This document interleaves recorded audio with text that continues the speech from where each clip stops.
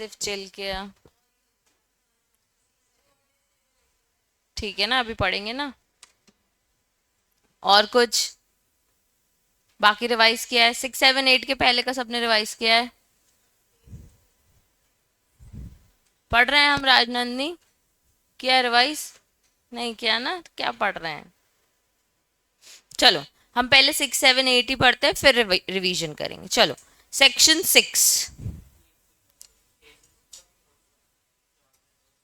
वो बुक में लिख दिया ना, बस छोड़ दो, उसके नहीं बनाना।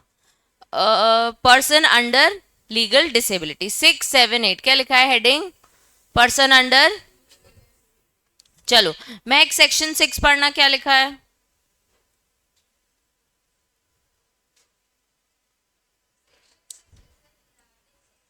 एनेबलिंग, हाँ।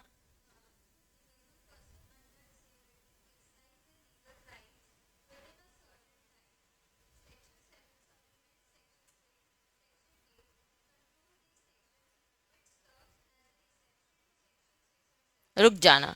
सेक्शन 6 ने बोल दिया कि भाई मैं डिसेबल पर्सन को एनेबल करता हूं उनका एक लीगल राइट। डिसेबल मतलब इंसेनिटी, माइनॉरिटी और इडियट, ठीक है। तो इन लोगों का भी एक लीगल राइट है। भैया हम माइनर है, हम कैसे कोर्ट आ जाएं? तो हमने सेक्शन 6 ने बोल दिया हम तुम्हें तुम्हारा लीगल राइट देते हैं जब तुम मेजर हो जाए या जब तुम्हारी इंसेनिटी खत्म हो जाए। फिर बोल दिया जो 7 है ना कहीं इसको क्या करता है? सप्लीमेंट। सप्लीमेंट यानी कॉम्प्लीमेंट या एड ऑन हो जाता है सेक्शन 6 के साथ। अब आ जाता है 8। 8 क्या बोल रहा है? इनको कहीं ना कहीं कंट्रोल करता है। इसको हम कह सकते हैं कि ये एक एक्सेप्शन है। तो 6 ने बोल दिया अगर आप माइनर हो, इनसेन हो, इडियट हो, तो जब तुम्हारी ये 3 चीजें खत्म हो जाएंगी उसके बाद तुम्हारा लिमिटेशन पीरियड स्टार्ट होगा। 7 ने बोल दिया अगर आप जॉइंटली काम करते हो और एक पर्सन की कंसेंट बहुत इंपॉर्टेंट है और वो पर्सन डिसेबल है। अगेन डिसेबल मतलब माइनर, माइनर, इडियट, इनसेन है। तो जब उस पर्सन की डिसेबिलिटी खत्म हो जाएगी और तब तुम तीनों साइन करके वो कॉन्ट्रैक्ट कर सकते हो, तब तक तुम्हारे पास लीगल राइट एक्सेस करने का टाइम है। अब आ जाते हैं सेक्शन 8 जो इनको कंट्रोल कर रहा है। सेक्शन 8 ने बोल दिया कि यार तुम लोगों को जो एक्सटेंशन ऑफ टाइम मिल रहा है ना बिकॉज ऑफ योर डिसेबिलिटी, वो सिर्फ 3 साल मिलेगा, नो मैटर वॉट। ठीक है, ये मैं तुमको एक ब्रीफ कर दिया। नेक्स्ट क्या लिखा है संस्कृति?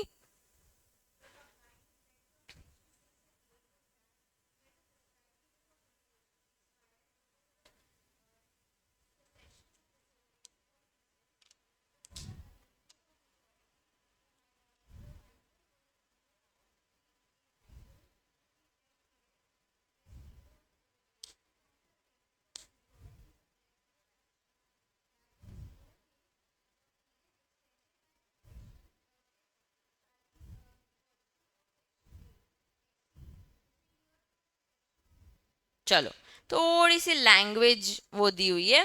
क्या लिखा है? कंबाइन इफेक्ट किसका अब समझा रहे हैं? कंबाइन इफेक्ट अब 6 और 8 का, 6 और 8 का, ठीक है।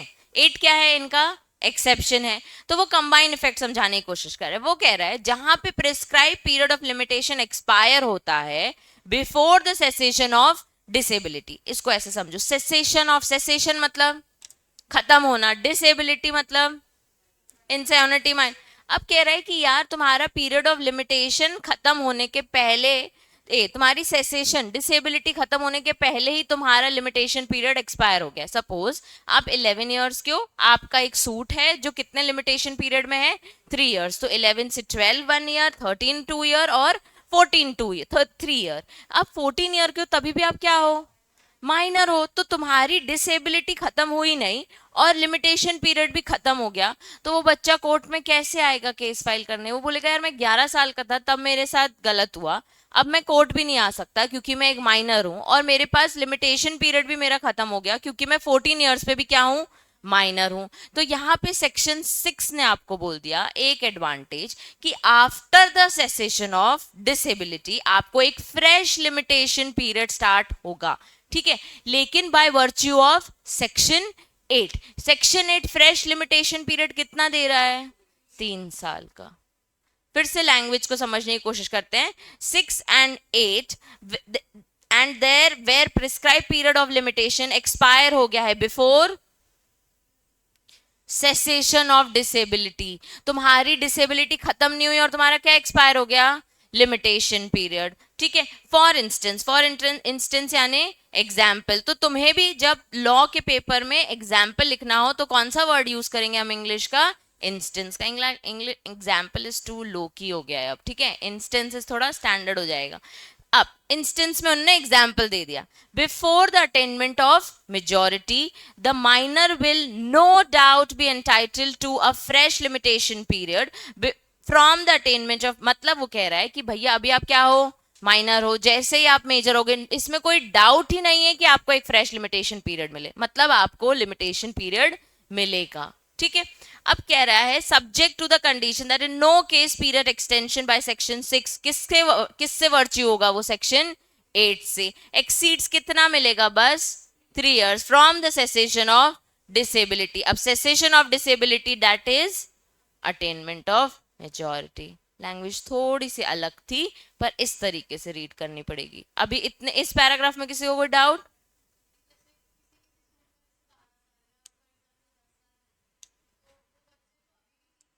Yes, yes. अब इसको ऐसे ही समझते हैं हम। अब कुछ एग्जाम, इतना सबको समझ आ गया ना? एग्जाम्पल्स पूछती जाती हूँ आपसे मैं। सब हाथ उठाएंगे और अपना अपना आंसर देंगे, ठीक है। ग्रुप में आंसर नहीं चाहिए मेरे को।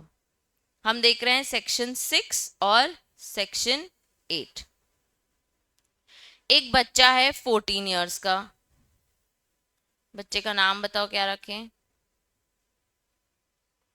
सोनू, ठीक है। सोनू कितने साल का है? 14 इयर्स का। अब वो गया था एक शॉप, बिजनेस करता है वो, 14 इयर्स का है, ठीक है। शॉप में डील करने गया था कि आप मेरे से माल ले लो, आप आगे भी लेते रहना, अपन ऐसे डील कर लेते हैं, और ये जो इतना भी माल ले रहे हो उसके अराउंड 5 लाख रुपीज होते हैं, आप मुझे वो दे दो। इस बंदे ने उससे माल तो ले लिया पर 5 लाख रुपीज नहीं दिए। क्या वो आज कोर्ट के दरवाजे खटखटा सकता है क्या? 14 इयर्स का है। नहीं, क्यों? क्योंकि वो माइनर है। तो कोर्ट के दरवाजे वो कब खटका सकता है?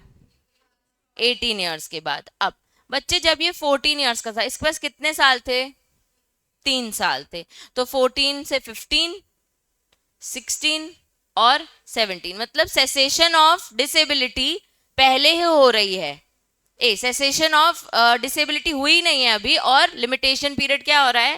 पहले ही खत्म हो रहा है। तो कोर्ट ने, सेक्शन 6 ने क्या बोल दिया? हमको इससे मतलब नहीं है, आप माइनर हो, आपको लीगल राइट का एक्सेस मिलेगा। आप जब मेजर हो जाएं तब आपका सेक्शन 8 अप्लाई हो जाएगा। सेक्शन 8 ने क्या बोल दिया है? और फ्रेश पीरियड मिलेगा, और वो भी कितने साल? ओनली एंड ओनली 3 साल। चलो वैसे भी 3 साल थे, अभी भी उसको 3 साल मिल गए हैं। अब 3 साल कब खत्म हो रहे हैं इसके? अटेनमेंट ऑफ मेजोरिटी के बाद। 18 बर्थडे मनाया, फिर 19 और 20, ठीक है। तो 18th का हुआ ना, उसके बाद तो बेसिकली 21 तक टाइम है कहने के लिए, ठीक है। अब बच्चे ये 3 साल वो कोर्ट आके अपनी बात रख सकता है और काम करवा सकता है। इतना सबको समझ आ गया सेक्शन 6? अब मेरी एक बात समझना, जब ये 14 इयर्स का था, जब ये 14 इयर्स का था, तब इसके साथ हुआ कितना नुकसान हुआ इसका बच्चे? 5 lakhs का, ठीक है। अब इसको लगा यार बिजनेस करना था, 5 लाख मिलते, मैं और बिजनेस करता, अब मेरे 5 लाख क्या हो गए? डूब गए। ना मैं कोर्ट जा सकता हूँ, ना ही ये मुझे पैसे देंगे, ठीक है। तो ये गया लोन लेने। क्या लेने गया? लोन। बैंक को बोला मैं बिजनेस करता हूँ, देखो मेरा बिजनेस अच्छा चलता है, आप मेरे बिजनेस के बेस पे मुझे क्या दे दो? लोन दे दो। लोन इसने बैंक से मांगा है 10 lakhs का, ठीक है। सब कुछ अच्छे थे, पेपर वर्क सब सॉर्टेड था, तो इसको और कितना लोन उठा लिया इसने? 10 लाख का। अब ये हो गया है 15 साल का। 15 साल में इसको रियलाइज हुआ 5 लाख आए नहीं है, 10 लाख का सर पे लोन है, और ये हो गया है पागल कि मैं इतना छोटा हूं और मेरे पे इतना लोड है, तो मैं अब ये सब नहीं संभाल पा रहा हूं। तो ये कौन है? सोनू। ये क्या हो गया है? अब पागल हो गया है। अब सोनू क्या करेगा? अब लिमिटेशन पीरियड कहां से आएगा? मैं ऐसे ले लेती हूँ, ये 16 इयर्स का है, मतलब 2 साल बाद वो पागल हुआ है, 2 साल झेला उसने। अब क्या होगा? अब सब अपने अपने आंसर देना, ठीक है।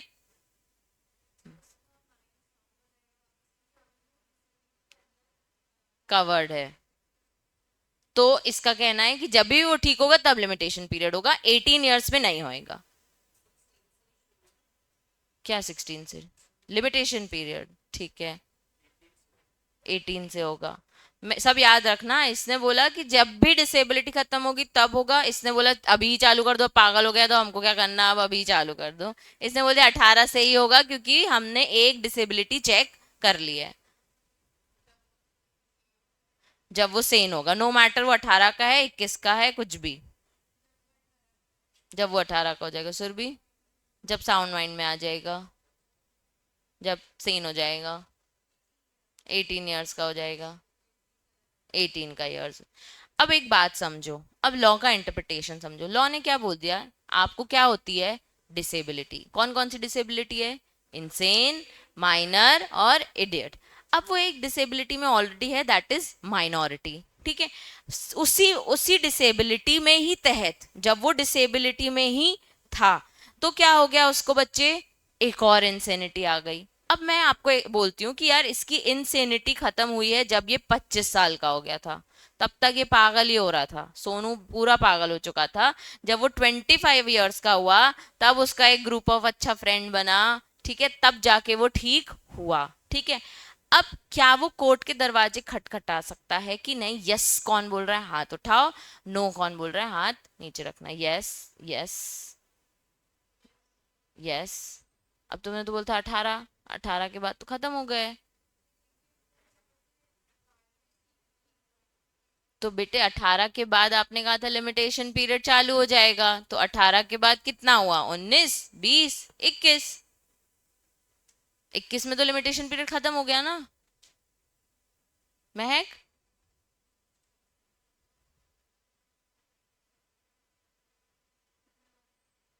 नो, ही 18 वाला ही सीन है ना।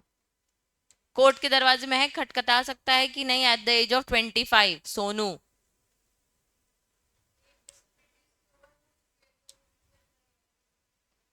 नहीं खटखटा सकता, दोनों दोनों ओवर हो गई हैं अब, 18 वाली भी हो गई, मैं खटखटा सकता है लिमिटेशन पीरियड। अब समझो, जब एक पर्सन डिसेबल होता है और फिर उसी डिसेबल पीरियड में एक और बार डिसेबल हो जाता है, तो दूसरा फ्रेश लिमिटेशन पीरियड मिलेगा जब आपकी डिसेबिलिटी खत्म होगी। मतलब कि व्हेन योर लास्ट डिसेबिलिटी, जो सबसे लास्ट डिसेबिलिटी होती है, वो जब खत्म होती है ना, तब आपका फ्रेश पीरियड चालू होता है। कि अब इसका फ्रेश पीरियड सोनू का जब वो 25 साल का हो जाएगा ना, तब चालू होगा। 14 का था, 5 लाख का काम किया, फिर 10 लाख का फिर से काम किया, तो उसके पास टाइम था, 18 का हो जाएगा भैया तब होगा। लेकिन जब वो 16 साल का था वो फिर से इनसेन हो गया, तो फ्रेश डिसेबिलिटी ए फ्रेश लिमिटेशन पीरियड तब चालू होगा जब आपकी लास्ट डिसेबिलिटी खत्म होगी। अब मैं इसको और अच्छे से एनहांस कर लेते हैं हम इस क्वेश्चन को। अब सबको क्लियर हो गया, जिसने गलत बोला उनको भी क्लियर हो गया, ठीक है। चलो, ना व्हाट हैपेंड कि 14 ईयर्स में ही इसने वो बिजनेस का किया था, एट द एज ऑफ 16 इसने लोन ले लिया, ही वॉज फाइन, कोई दिक्कत नहीं है सोनू को, सोनू फुल जोश में बिजनेस कर रहा है, लोन भी चुका दूंगा, 5 लाख का देखता हूँ 18 साल के बाद। अब 18 का हो गया, इसको किसी ने बताया भैया आपके पास 3 साल हैं कोर्ट में जाने के लिए। कितने साल हैं, 3 साल। मतलब हम 19, 20 और 21। ये कह रहा है यार अडल्ट हो जाता हूँ 21 में, मैं तभी जाऊंगा, अब तो मैं कोर्ट तब जाऊंगा जब मैं 21 साल का हो जाऊंगा, ठीक है। लेकिन क्या हुआ, जब ये 20 साल का था, ये हो गया पागल। अब क्या होगा, फिर से नहीं शुरू होगा, ठीक है, फिर से होएगा। अब जब ये सही होगा तब होएगा। राजनंदी, सुना ही नहीं। भाविका,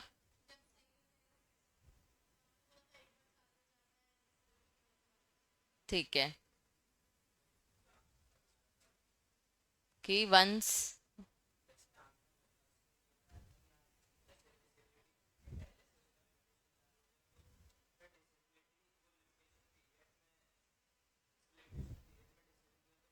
बंद नहीं होएगा। संस्कृति, जब वो सेन हो जाएगा फिर ही ठीक होगा। महक,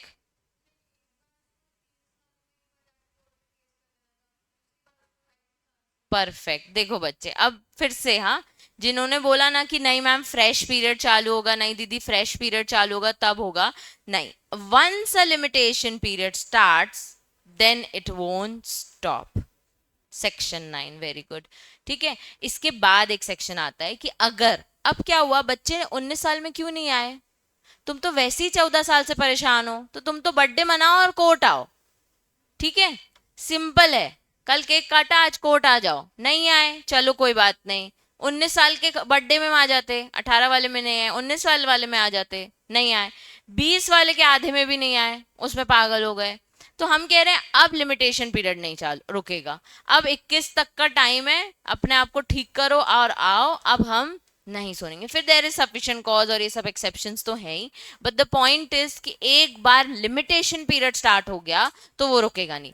अब अगेन हम पुराने वाले एग्जाम्पल में आते हैं, 14th का था, 16 में इंसेन हो रहा है, लिमिटेशन पीरियड स्टार्ट हुआ है क्या, लिमिटेशन पीरियड स्टार्ट हुआ है क्या, नहीं। ये सुन लो ध्यान से राजन दी, क्वेश्चन आएगा, सही बता रही हूँ, प्रॉपर क्वेश्चन आता है, और ऐसी जो जैसे कंफ्यूज हो रहे हो वैसे ही।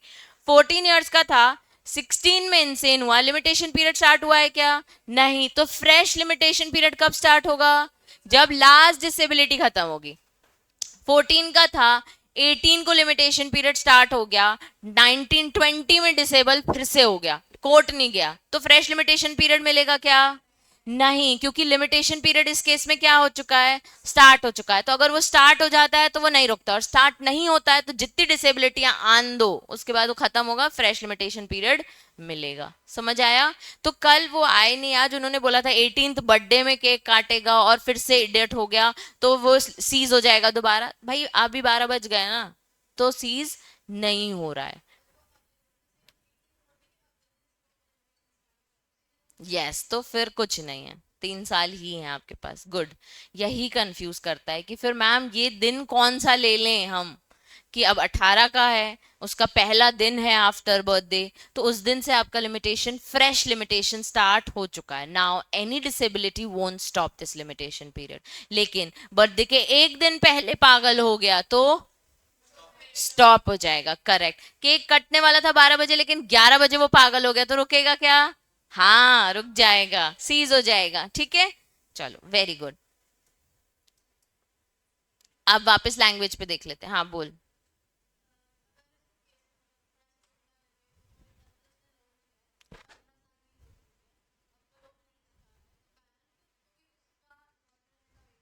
करेक्ट, बैंक को देखो, अब इंडियन कॉन्ट्रैक्ट एक्ट लग जाएगा, बैंक लोन पहली बात तो माइनर को देना is a task, you can not contract with the minor, तो बैंक पे बात आ जाएगी तुमने ये क्यों किया। फिर गार्जियन के दम पे करेगा, तो बैंक को केस करना है तो वो सब गार्जियन के पेपर्स और ये सब लगा के केस फाइल कर सकता है। कॉन्ट्रैक्ट एक्ट में ना ऐसा एक एक्सेप्शन है कि आप माइनर के साथ कॉन्ट्रैक्ट नहीं कर सकते, माइनर के साथ बिल्कुल भी अगर आपने कॉन्ट्रैक्ट किया तो आप पागल हो, जो आपने कॉन्ट्रैक्ट किया है आप आके कोर्ट में बोल भी कैसे सकते हो इसने मेरे साथ गलत किया, वो बच्चा है उसने गलत किया भी तो आप गलत हो। ठीक है, ये अपन ने कॉन्ट्रैक्ट में समझ लिया, लेकिन there are few exceptions contract में। अब जो मैं आपको एग्जांपल दे रही हूँ कि भाई पेरेंट्स नहीं है तो वो बच्चा बिजनेस तो करेगा ही ना, 14 साल में, ऐसे तो नहीं है माइनर है तो कुछ नहीं कर सकता। तो इसमें एक्सेप्शंस में कवर होते हैं कि देर आर फ्यू थिंग्स, राशन पानी का पैसा तो उसको देना ही पड़ेगा अगर खुद घर चला रहा है तो।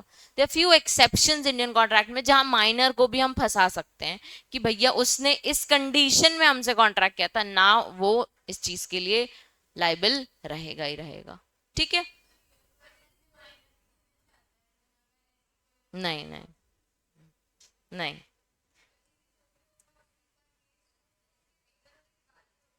ये ऐसा नहीं है, ऐसा नहीं है, माइनर्स को फिर वो जुवेनाइल के अंदर सब जगह कवर तो करते ही है ना अपन, वो तो देखा ही, क्रिमिनल में पूरा जुवेनाइल कोर्ट में खड़ा कर देते हैं, और सूट वगैरह में है तो आपने कॉन्ट्रैक्ट ही क्यों किया है, आप फंस जाओगे कि आपने माइनर के साथ कॉन्ट्रैक्ट क्यों किया है। अगर आपने किया भी है कि कुछ कंडीशंस थी तो फिर उसके किसी ना किसी guardian who is a major person, उसको आपको इन्वॉल्व करना ही पड़ेगा। अपन पार्टनरशिप एक्ट पढ़ा होगा आप लोगों ने यार 12th में, पार्टनरशिप क्या ना माइनर बी अ पार्टनर, हाँ correct, yes he can be a partner for profits, बस वो लॉसेस नहीं बेयर करेगा।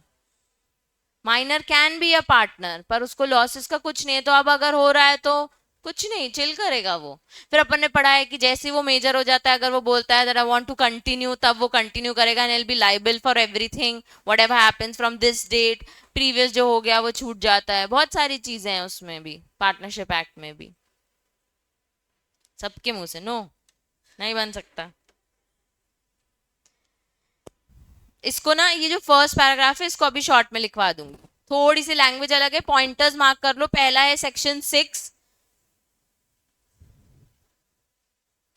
सेक्शन 6 वाला क्या एनेबल करता है, लीगल राइट, ऐसे याद कर लो। सेक्शन 7 क्या करता है, उसको सप्लीमेंट करता है। सेक्शन 8 क्या करता है, कंट्रोल करता है। सेक्शन 6 आपके लीगल राइट को प्रोटेक्ट करता है, 7 सप्लीमेंट करता है, सेक्शन 8 इन दोनों सेक्शंस को कंट्रोल करता है। कहीं ना कहीं सेक्शन 8 क्या है, उसका एक्सेप्शंस है, ठीक है। अब कंबाइन इफेक्ट देखने के लिए वो कह रहे हैं कि लिमिटेशन पीरियड एक्सपायर होने के बिफोर ही उसकी क्या आ गई है, सेसेशन ऑफ डिसेबिलिटी, ठीक है। मतलब लिमिटेशन पीरियड एक्सपायर नहीं हुआ, लेकिन क्या एक्सपायर हो गया, क्या आ गया है उसका, डिसेबिलिटी आ गई है उसको, ठीक है। तो हमने बोल दिया कि अगर आपकी मेजर होने से पहले ही आपका लिमिटेशन पीरियड आ रहा है तो आपको एक्सटेंशन मिलता है for only 3 years, which is by virtue of section 8।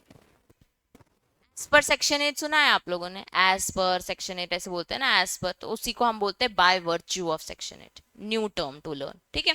चलो, section 6 7 and 8 must be read together. Section 8 क्या कह रहा है, impose a limitation on concession before, नहीं, provided under section 6 and 7 under disability for maximum 3 years after the cessation of disability. भैया आपके पास 12 साल है, 30 साल है, नहीं, कितने साल है, 3 साल। The section applies to all suit except suit to enforce right of preemption. अब सपोज फॉर एग्जाम्पल कुछ हमने केसेस देखे थे बच्चे जो इसमें 1 ही साल था, फिर क्या होगा, 3 साल मिलेंगे तभी भी। कुछ कुछ शेड्यूल्स में ऐसे भी थे, कुछ सूट्स जिनके लिए 1 साल है, जैसे टॉट, टॉट के लिए 1 ही साल है बच्चे, ठीक है। तो अब डिसेबिलिटी थी, 18 साल हो गए, अब कितना पीरियड मिलेगा, सेक्शन 8 के अकॉर्डिंग 3 साल। अपने अपने आंसर्स दो, 1 ही साल।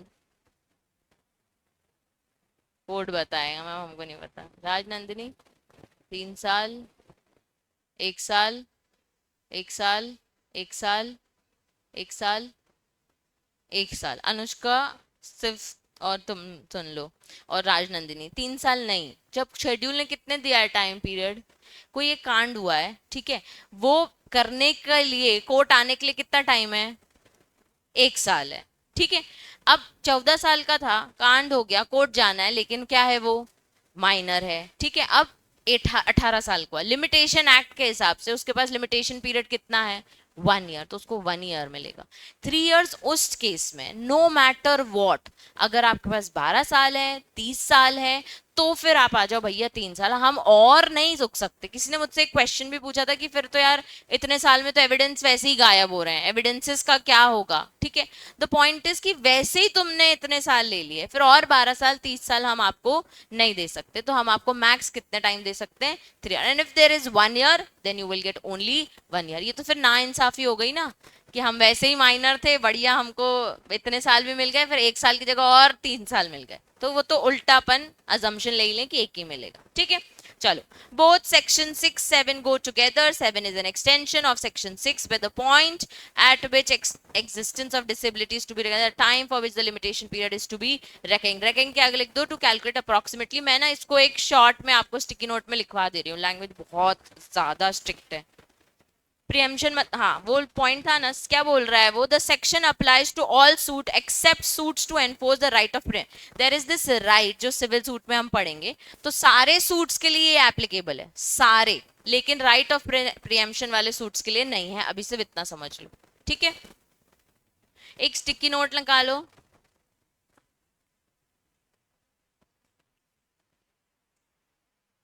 अनुष्का, आप समझ आ गया ना।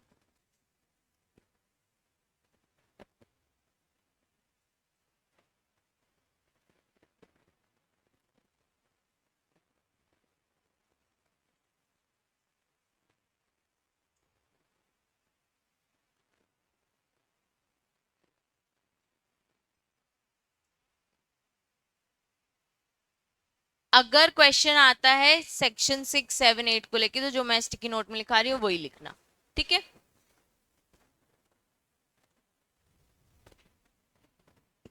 चलो लिखो section 6,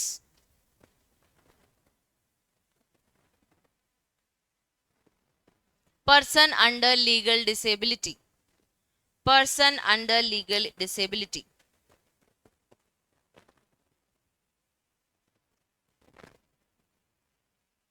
Section 6, person under legal disability dash, if a person is a minor, insane, or idiot,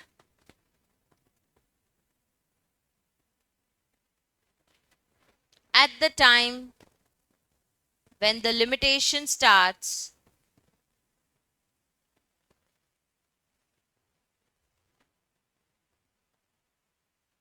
they get a extension of time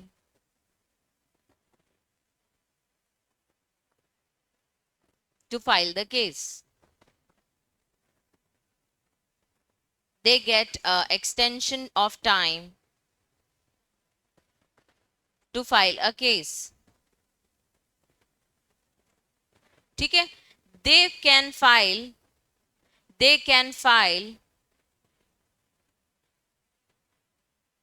within the original limitation, within the original limitation period, within the original limitation period, after their disability ends, within the original limitation period, after the disability ends. अब bracket में लिखो section 8 only 3 years, only 3 years.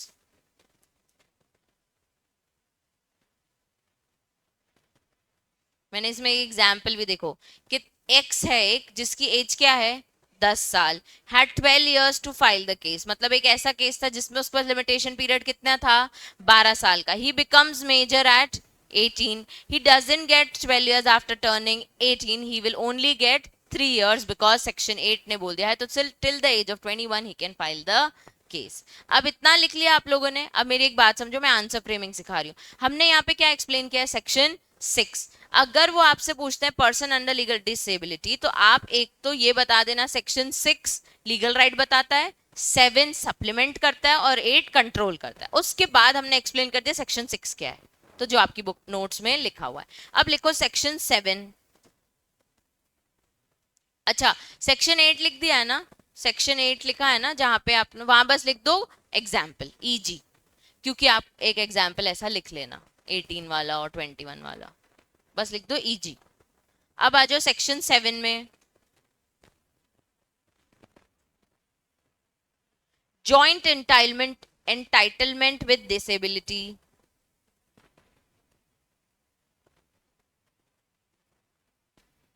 Joint entitlement with disability.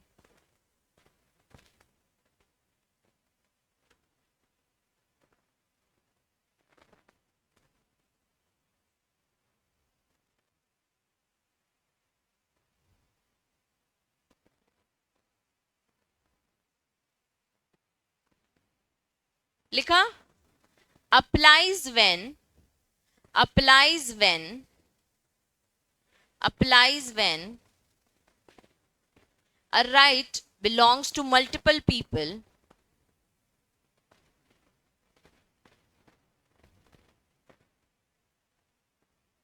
and some are under disability and some are under disability, example minor।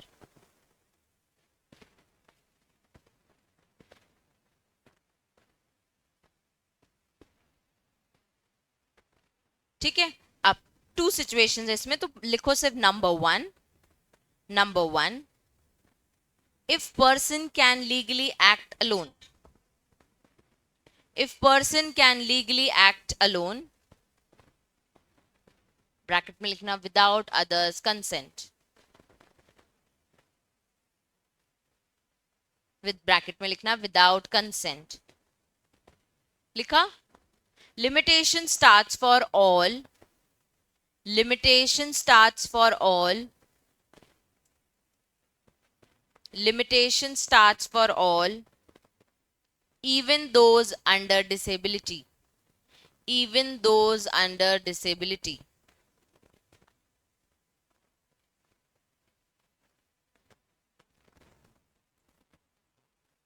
लिखा।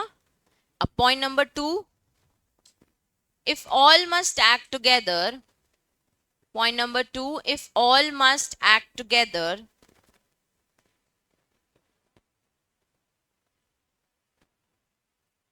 Bracket में लिखो all consent, by all consents, dash time या limitation लिखना, limitation doesn't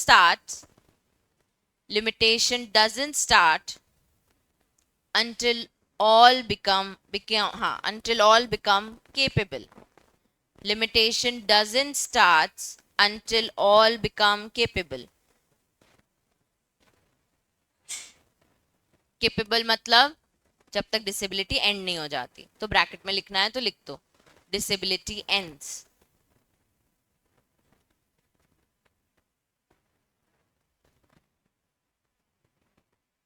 इसका example कोई बताएगा क्या? 2 situations में से कोई एक सिचुएशन का फर्स्ट बताना संस्कृति।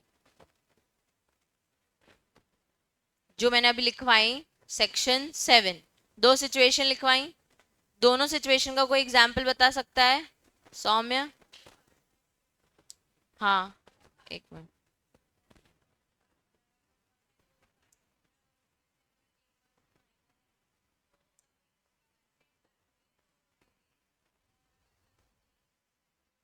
नहीं करेंगे। सौम्य क्या एग्जाम्पल है?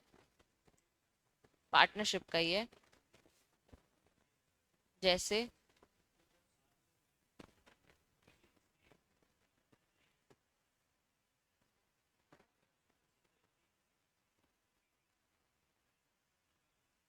नहीं है तो फिर ठीक है। अब क्या होता है ना, जैसे कंपनी लॉ पढ़ रहे होगे ना अभी, क्या चल रहा है कंपनी लॉ में? इंट्रोडक्शन चैप्टर, तो एमओए पढ़ रहे तो अच्छा, पहले चैप्टर में एमसीए पढ़ रहे हो तुम लोग? क्या यार, कॉर्पोरेट व्हील वाला। ओके। कंपनी में ना क्या होता है, बोर्ड ऑफ डायरेक्टर्स होते हैं, ठीक है। तो अपन ने ये पढ़ा होगा कि यार कंपनी में शेयर होल्डर की अप्रूवल लेनी पड़ती है, बोर्ड ऑफ डायरेक्टर की अप्रूवल लेनी पड़ती है। तो इन दोनों में डिफरेंस क्या है? मैनेजमेंट में होता है। तो अब कई जगह पे अपन को शेयर होल्डर की अप्रूवल लेनी पड़ती है, कई जगह पे हम बोर्ड ऑफ डायरेक्टर का एग्जांपल लेते हैं कि बोर्ड ऑफ डायरेक्टर्स बहुत ज्यादा मेजर डिसीजंस लेते हैं कंपनी के। तो वन ऑफ द डिसीजन लेने में उनको है कि भाई यूनानिमस अप्रूवल चाहिए। यूनानिमस मतलब सबकी अप्रूवल चाहिए, सबके साथ में अप्रूवल चाहिए। पर एक बंदा इसमें क्या है, इनसेन है, ठीक है। तो हम तब तक वो अप्रूवल एक्सेप्ट नहीं कर सकते जब तक वो सेन नहीं हो जाता। अब सपोज मेजॉरिटी अप्रूवल चाहिए, सिर्फ क्या चाहिए हमको, बोर्ड रेजोल्यूशन में मेजॉरिटी। तो अगर एक बंदा इनसेन भी है और मेजॉरिटी पीपल से रहे हैं कि नहीं नहीं कर लो, वो पागल कुछ कह ही नहीं पा रहा, नशे में आके बस बैठ गया है, तो उसको हम बोल देंगे तुम साइड हो जाओ, तुम्हारे बिना भी हम आगे प्रोसीड कर सकते हैं, कोई बात नहीं, क्योंकि मेजॉरिटी अप्रूवल चाहिए थी, मेजॉरिटी ने अप्रूवल दे दिया, तो let's proceed and go ahead. तो उनको अगर कोई केस फाइल करना होता है और उसमें यूनानिमस अप्रूवल चाहिए तो रुक जाएंगे जब तक वो ठीक नहीं हो जाता, और अगर मेजॉरिटी से हो जाएगा तो चल जाएगा, ठीक है। एक लास्ट लिख लो सेक्शन 8 इसी में।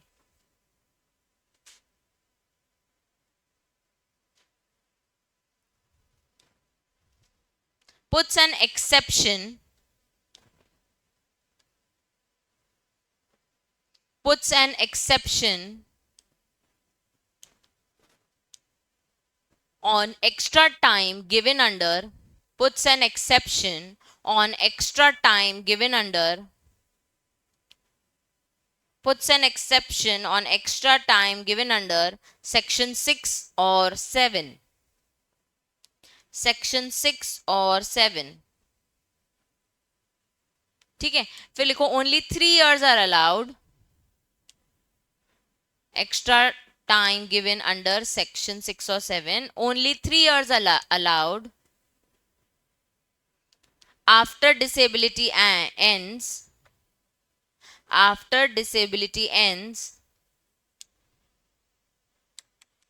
no matter how long the original limitation period was. No matter how long the original limitation period was.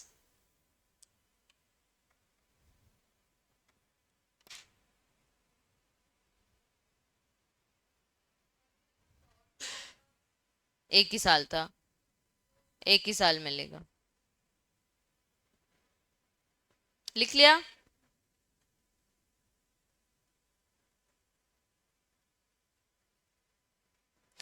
अब लिखा है सेक्शन 7, ये वाला पढ़ना एग्जाम्पल भाविका, ये सेक्शन 7 क्या लिखा है? हाँ,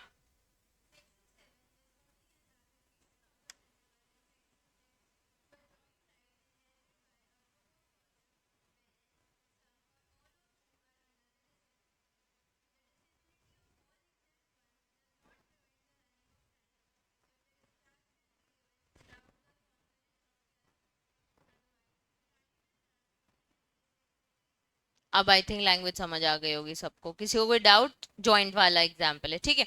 to apply section 7 disability must exit when the right to apply accrued, जब वो खत्म हो जाएगा, at the time which the period of limitation is to be reckoned, मतलब जब से हमें अप्रोक्सीमेटली कैलकुलेट करना होता है। In other word section 8 that in those cases where section 6 और 7 results in extension of the period prescribe by the schedule, that extension is not to be more than 3 years after the cessation of disability. Clear हो गया सबको?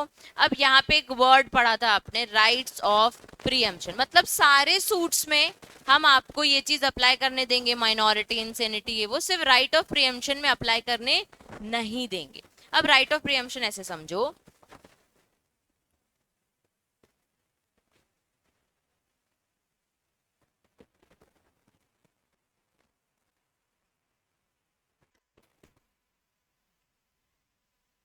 थोड़ी अच्छी drawing बनाती हूँ। ये थोड़ा तुम लोगों को सैड लग रहा है कि खुश लग रहा है? ओके लग रहा है, और ये गुस्से में लग रहा है, ठीक है। ये दो भाई हैं, ठीक है, इनके पापा की एक लैंड है, ठीक है। अब क्या हो रहा था कि इन लोगों में से किसी एक ने, यार नाम बहुत याद नहीं आ रहा आजकल मेरे को, ये है मनु और ये है सोनू, ठीक है। दोनों को नूनू करके उन्होंने नाम दिए हुए हैं, ठीक है। मनु बड़ा भाई दिख रहा है, ठीक है। तो मनु ने क्या कर लिया था, राइट ऑफ प्रियम्पशन ले लिया था कोर्ट से, कि जब भी पापा ये लैंड बेचेंगे, सबसे पहले राइट किसके पास आएगा खरीदने का? मनु के पास, ठीक है। Even if they are family members, पर एक लैंड थी जो फैमिली ओनरशिप को ओनरशिप में ही कवर हो रही थी, उसने बोला यार बेचने से पहले ना मुझसे जरूर पूछ लेना, ऐसा उसने अपने पापा को बोल रखा था। अब पापा ने बोला अरे तो चलते फिरते बहुत बोलता है, जाने दो, लेकिन ये कोर्ट से ना एक ऑर्डर ले आया था, राइट ऑफ प्रीएम्पशन।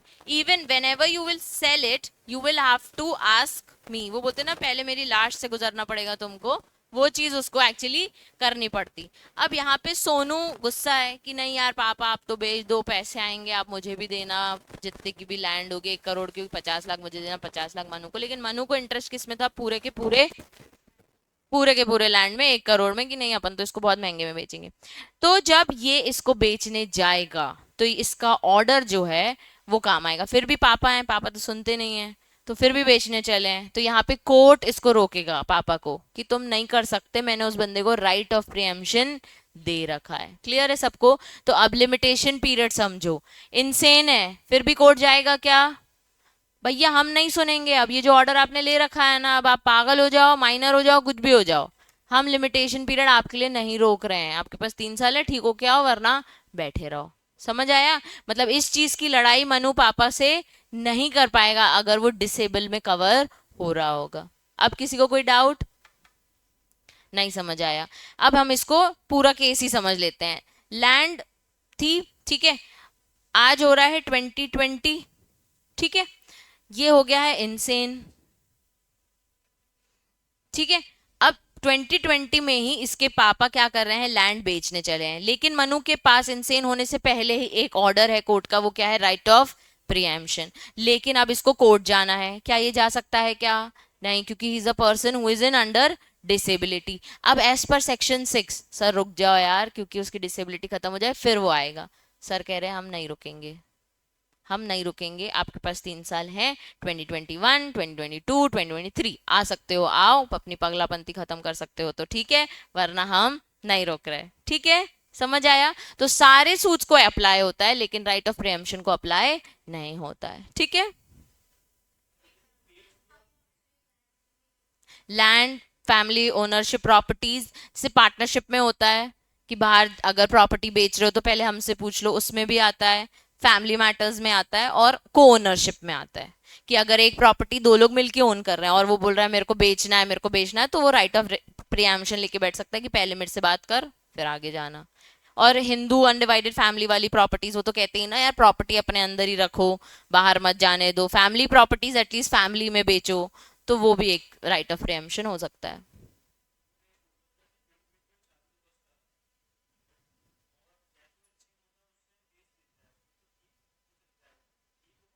तो भी वो पीरियड चल रहा है, तो पीरियड चल रहा है, ठीक हो जाओ फिर कोर्ट आ जाओ, बेच दी ना, लड़ो ना फिर कि पैसे वापस दो जिसको बेची और प्रॉपर्टी मुझे दो, लेकिन ठीक हो जाओ पहले, ठीक है।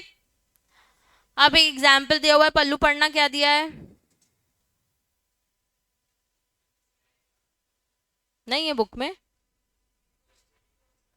अरे the limitation period of filing a suit कितना है, 12 साल। When the limitation period commenced, X was a minor of the age of 10 साल, वही एग्जाम्पल दिया 10 साल का था और टाइम कितना था, 12 साल का। He will not gate 12 years after the cessation, he will get only 3 years, because किसने बार लगाया है, सेक्शन 8 ने, ठीक है।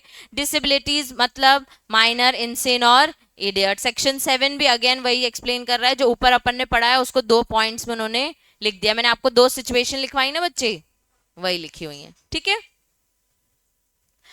तो 6, 7, 8 हो गया। चलो 3 क्या था, बार ऑफ लिमिटेशन, कोर्ट की ड्यूटी है प्रोसीड मत करना जब तक नहीं, इवन इफ द सामने वाले डिफेंडेंट ने कोई प्ली लगाई हो तो भी तुम्हारी ड्यूटी है कि तुम्हें प्रोसीड नहीं करना है, क्योंकि पीरियड क्या है, लिमिट। बाकी हाँ तुम्हारे पास पावर है, अगर तुम्हें आगे प्रोसीड करना भी है तो तुम्हारे जुरिस्डिक्शन को हम क्वेश्चन नहीं करेंगे। तुम कोई भी ऑर्डर दो, हम उसको नलिटी नहीं बोलेंगे, हम उसको वॉइड नहीं बोलेंगे। अपन ने सेक्शन 3 में पढ़ा। 4 था नहीं, सीधे आ गए 5। 5 क्या था, doctrine of sufficient cause. Sufficient cause किस किस पे अप्लाई होता है, अपील और एप्लीकेशन। सूट पे अप्लाई क्यों नहीं होता है, क्योंकि उसमें 12 से 30 साल तक का टाइम मिलता है। अपील्स और एप्लीकेशन में कितना टाइम मिलता है, ओनली 6 महीने का। तो भैया सेक्शन 5 ने ये बोल दिया। अब कुछ 8 अपन ने सफिशिएंट कॉजेज भी पढ़े थे। एक, mistake of law,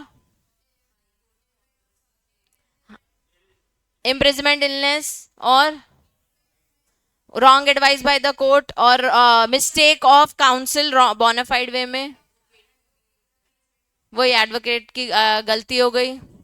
non availability of certified copies, non availability of certified copies of the order और non availability of the file from the commissioner. और एक और था misled by High Court, misled by the court, counsel और court भी था, ठीक है। कंटिन्यूस रनिंग ऑफ टाइम आ गया है सेक्शन 9। अब 5 के बाद सीधे पड़ा था 6, 7, 8। 6 ने बोल दिया अगर डिसेबल हो, 7 ने बोल दिया अगर जॉइंट एप्लीकेशन है, और 8 ने बोल दिया इन दोनों का क्या है, एक्सेप्शन है। आ जाते हैं हम सेक्शन 9 पे। सेक्शन 9 क्या है बच्चे, कंटिन्यूस रनिंग ऑफ टाइम। एक बार लिमिटेशन पीरियड स्टार्ट हो गया तो it won't stop. Anushka, according to section 9 क्या लिखा है,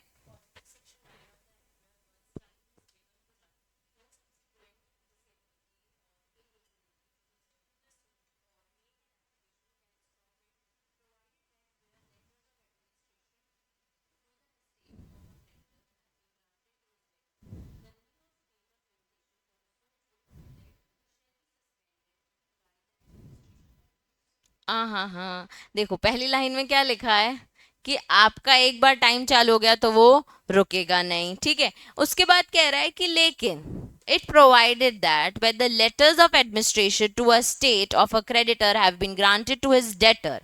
यानी कि डेटर और क्रेडिटर का क्या रिलेशन है, क्या रिश्ता है इनका, ठीक है, क्रेडिटर से मतलब हमको कहीं ना कहीं क्रेडिटर को हमने पैसे दिए, डेटर को मिलेंगे। अब क्या होता है, इसको हम ऐसे ही समझते हैं कि सोनू ने किसी को लोन दिया हुआ था 5 लाख का, तो सोनू को लोन वापस मिलना चाहिए। अब इन दोनों में 5 लाख का जो केस फाइल करना है सोनू के पास, 3 साल है भैया, कोर्ट चले जा सकते हो, लेकिन once the limitation period starts it won't stop. 2020 में लोन दिया था, लिमिटेशन पीरियड चालू हो गया भैया, 2020 में लोन वापस लेना था, तब तक का टाइम था, लिमिटेशन पीरियड स्टार्ट हो गया क्योंकि 1 जनवरी को लोन हमको नहीं मिला। यहाँ पे लिमिटेशन पीरियड चालू हो गया है, अब ये लिमिटेशन पीरियड नहीं रुकेगा। लेकिन 2021 में मनु जिसने जिसने लोन लिया था वो आया और उसने उसके यहाँ पे 50,000 की गड्डी लिखी, लो भाई देना था 1 जनवरी को, लोन नहीं है हमारे पास, अभी ले लो हमारे से, अगले 1 साल हो गया है, अभी ले लो हमारे से। अब टाइम रुक जाएगा, अब वापस स्टार्ट होएगा लिमिटेशन पीरियड। हम और बेटर एग्जाम्पल से समझते हैं। हाँ मतलब वो आप कंसिडर कर सकते हो, लेकिन उसका भी कुछ रिटन पेपर होना चाहिए प्रैक्टिकली।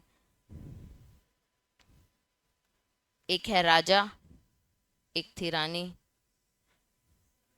दोनों मर गए, खत्म हो गई, वॉटेवर, ठीक है। अब राजा ने इसको लोन दिया हुआ है 1 लाख रुपीज का, ठीक है। इसको बोला था बहन ले ले, 1 जून को वापस दे देना, 1 जनवरी 2020 को वापस दे देना, ठीक है। अगर 1 जनवरी से नहीं दिया तो इस पे और इंटरेस्ट अप्लाई होने लगेगा, ठीक है। 1 जनवरी आ गई, राजा लगा है रानी को फोन करने में, बहन लोन वापस दे दो, वापस दे दो। रानी नहीं सुन रही है, ठीक है। अब इसको आ रहा है गुस्सा, वो उसको फिर फोन कर रहा है, मैं तुम्हारे खिलाफ लीगल एक्शन लूंगा, ये वो फलाना फलाना, ठीक है। आ गया है 1 जून, 6 महीने हो रहे हैं, ठीक है। 1 जून 2020 को ये मिला एक वकील से। वकील ने इससे पूछा लोन कब दिया था, इसने बोला अरे 2018 में दिया था, उसने 2 साल के लिए मांगा था, तो लोन वापस कब लेना था, 2020 से। वकील भागा, अरे रुको तुम्हारा लिमिटेशन पीरियड चालू हो गया है, अभी अपने पास सिर्फ 1.5 साल और नहीं कितने 2.5 साल बस बचे हैं, तुम्हें फटाफट कोर्ट जाना पड़ेगा। तो वो रुक गया, कौन, राजा, कि ठीक है यार चलो ठीक है, कल से अपन तैयारी करते हैं, नोटिस वोटिस की बढ़िया एकदम, इसको अपन नोटिस देते हैं। किसको नोटिस देंगे, रानी को। तो इन लोग बैठ के बात ही कर रहे थे, नेक्स्ट डे चिट्ठी बना रहे थे कि क्या क्या नोटिस देना है, इतने में रानी इसके ऑफिस आ गई, ठीक है। और 1 लाख रुपए में से इसने बोला 20,000 रुपए मुझसे ले लो, और ऐसे गड्डी उसकी टेबल पे रख दी। कितने पैसे बचे हैं अब, 80,000। ये आने कब चाहिए थे, 1 जनवरी को, ठीक है। आ कब रहे हैं, 2 जून को, नेक्स्ट डे हो गया ना, 6 महीने लेट हो गई है वो, ठीक है। अब फिर एडवोकेट से वो डिस्कस करेगा, वो तो पैसे देके चली गई, अब क्या करें सर, वो कहेगा आज से 3 साल है बेटे, अब 6 महीने लैप्स हो गए, अब आज से 3 साल है, वेट करते हैं देती है कि नहीं। समझ आया। तो ये डेटर क्रेडिटर के रिलेशनशिप में अगर उसने बोल दिया कि मैं आपको पैसे दे रहा हूं, दूंगा, तो आपका लिमिटेशन पीरियड दोबारा स्टार्ट हो जाएगा, ठीक है। और 20,000 पकड़ा के भी गया है, तो वो एडमिट करना, वो एडमिन कर लेगा उस चीज को कि हाँ आप मुझे पैसे देके गए हो, मतलब आपकी देने की क्षमता है, आप दोगे, तो हम 1 जनवरी से नहीं काउंट करेंगे, अब हम 2 जून के बाद से आपका लिमिटेशन पीरियड स्टार्ट करने लगेंगे। क्लियर है सबको। तो भी 1 रुपए हो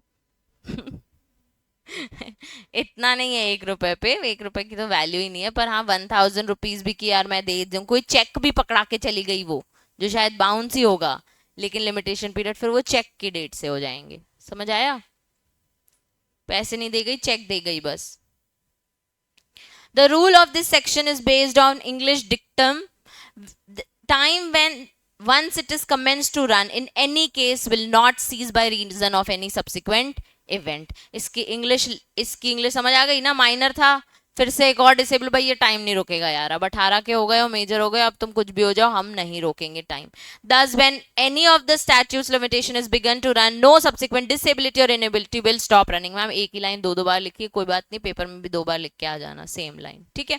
The application of this section is limited to, अब ये सेक्शन 9 किस किस को अप्लाई हो रहा है, सूट्स को और एप्लीकेशंस ओनली, मतलब अपील को हो रहा है क्या, नहीं, अपील्स को अप्लाई नहीं हो रहा है. Does not apply to appeals unless case fall within any exception provided under act itself. अगर किसी एक्सेप्शन में अपील कवर हो गई तो ठीक है, वरना नहीं. मतलब कि बच्चे आपके पास अब फिर से example,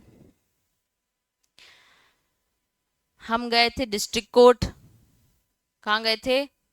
district court. District court के ऑर्डर से हम खुश नहीं हैं. हमारे पास है 30 दिन, जब हम कहाँ जा सकते हैं? कहाँ जा सकते हैं? High court. ठीक है. अब क्या हुआ बच्चे, ये हो गया है इन 30 दिनों में इंसेन. डिस्ट्रिक्ट कोर्ट का ऑर्डर देखा और उसको बेहोशी आ गई और वो फिर उठा तो वो पागल निकला. तो अब इधर पे कंटिन्यूस रनिंग ऑफ टाइम क्या हो जाएगा? स्टॉप हो जाएगा. समझ आ रहा है? मैं बहुत सारा बोलती हूँ आप यार.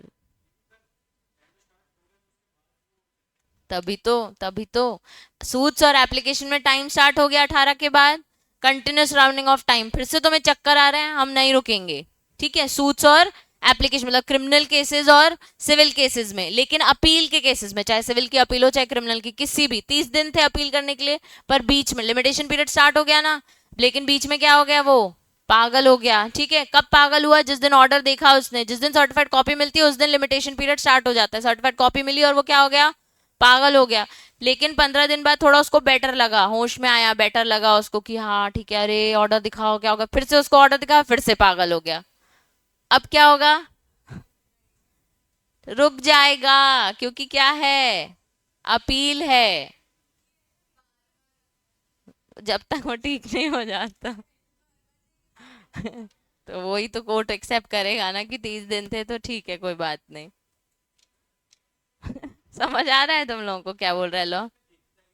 हाँ ऑब्वियसली यार, ऑब्वियसली बहुत बड़ा एक्ट है लिमिटेशन एक्ट. इस पे कितने केसेस बच जाते हैं. मतलब अपन तो डिफेंस में खेलते हैं, अरे तुम चिल करो, 3 साल हो गए हैं, तुम्हारे साथ कुछ नहीं होगा.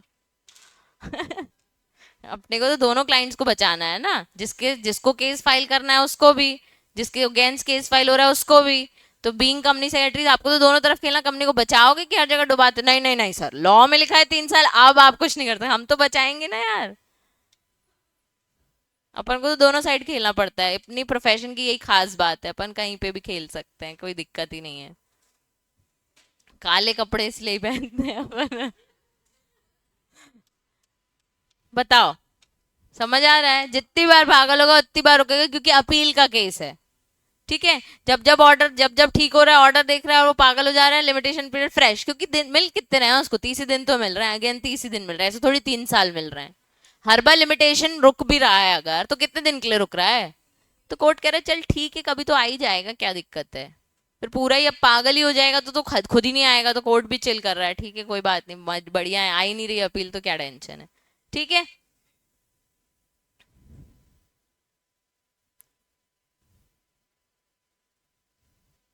चलो. अनुकृति यहां से पढ़ना, द एप्लीकेबिलिटी, नहीं यहाँ सॉरी, फॉर एप्लीकेबिलिटी.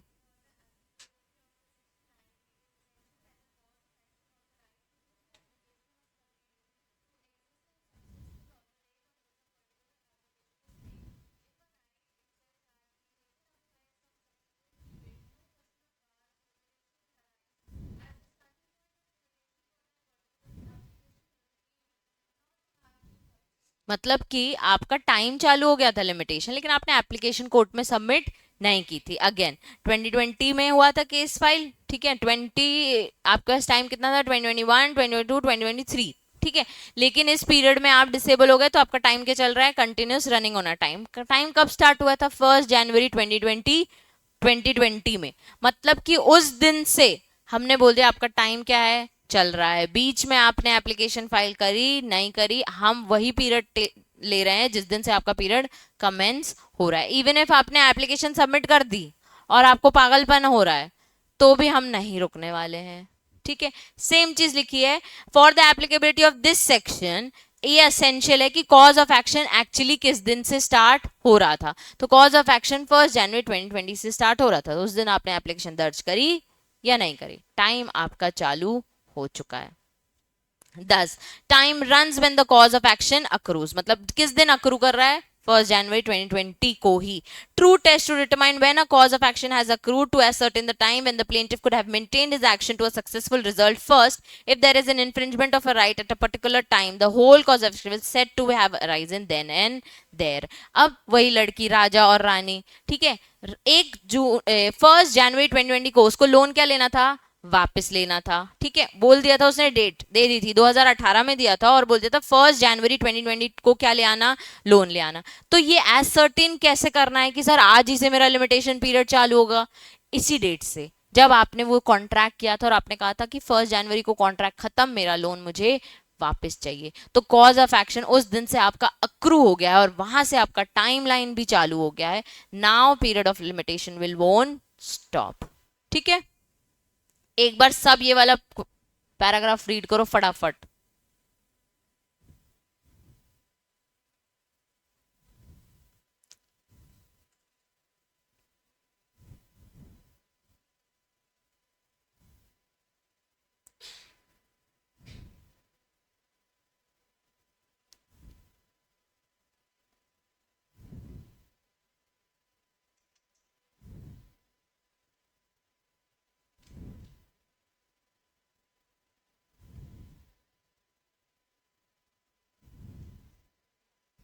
हाँ ले लो ले लो.